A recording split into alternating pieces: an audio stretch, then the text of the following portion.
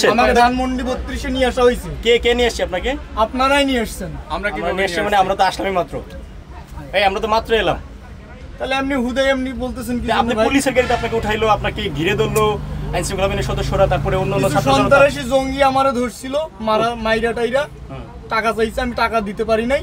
এজন্য আমি আইনের আশ্রয়ে আমি বারবার চেষ্টা করছি, আইনের আশ্রয়ে আমার নিয়ে আসেন। আমার কাছে তারা 2 লক্ষ টাকা দিচ্ছে, আমি আওয়ামী লীগ করি, আমি এই করি ও করি, আমাকে এগুলো অনেক হুমকি ধামকি দিছে। আমি এই জন্য আইনের আশ্রয়। কেন, তারা কি আপনার পূর্ব পরিচিত?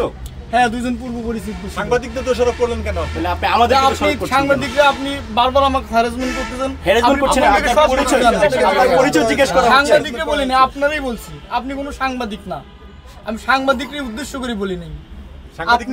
আপনাকেই বলছি, আপনি সবকিছু জানেন, আপনাকে ওরা লেলাই দিছে, এগুলো মিথ্যা বানানো বলে এমনি করতে পারেন আপনারা। তাই আচ্ছা, আপনার কি আওয়ামী লীগের রাজনীতির সাথে কোনো সম্পৃক্ততা আছে?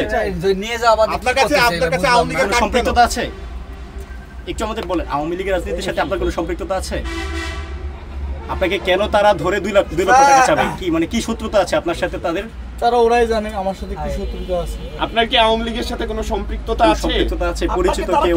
আমার আওয়ামী লীগের কোনো পোস্ট পদবি কিছু নাই, ঠিক আছে? সমর্থক? কিন্তু সমর্থক, এটা সত্য।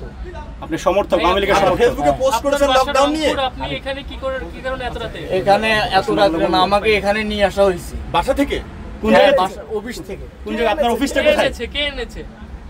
একটু বলে যান ভাই। ভাই, আমাদেরকে পরিষ্কার না করলে তো হবে না, আপনি বলেন না। একটু বলুন, আপনি গণমাধ্যমের সামনে বলতে লজ্জা পাচ্ছেন কেন? আপনার সুবিধা হবে না? আপনি কে নিয়ে